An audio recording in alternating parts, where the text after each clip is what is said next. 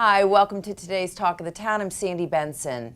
Well, it's been quite a while since we've had the pleasure of having Dr. Barbieri on the show today, and he's dropping by to discuss obstructive sleep apnea and his newest professional certification.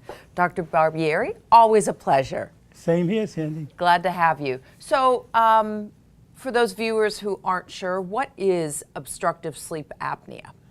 Obstructive sleep apnea is where the tongue falls back against a soft palate and closes the airway off. And people experience this at night when they're sleeping, and they will stop breathing. And I've had patients stop anywhere from 30 to almost 120 seconds, which is Wow. a long time. That's a long time. If I asked you to hold your breath, you couldn't hold it that long. And this ends with a gasp. The patient, and sometimes that wakens them, but the bed partner will often give them a jab because they don't hear them breathing. So that creates an enormous amount of problems, health problems. Sure. And your body, when you gasp like that, goes into an emergency mode to try and get oxygen to all the organs that are saying, hey, send some oxygen down here. Yeah.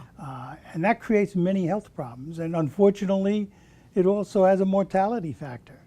It's a People with scary obstructive situation. sleep apnea, and a study in Wisconsin showed that like 50% of them died within 18 years.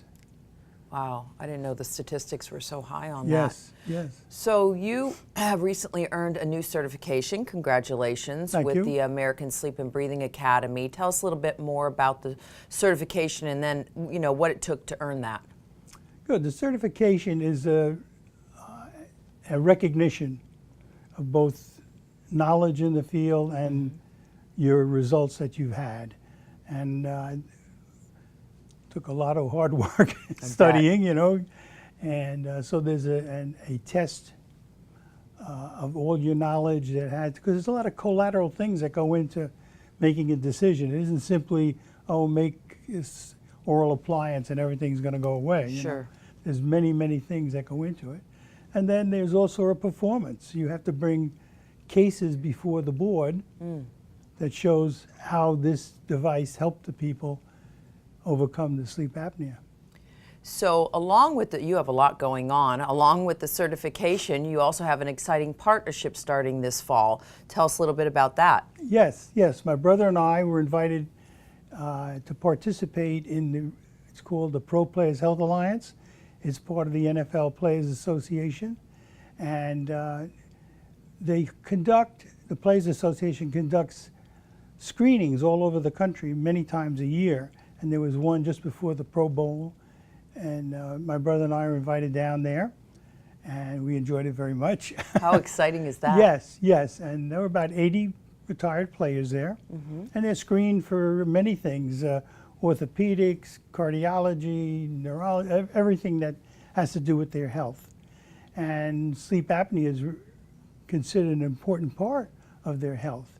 So we were down there, and there are those that are medically approved for an appliance.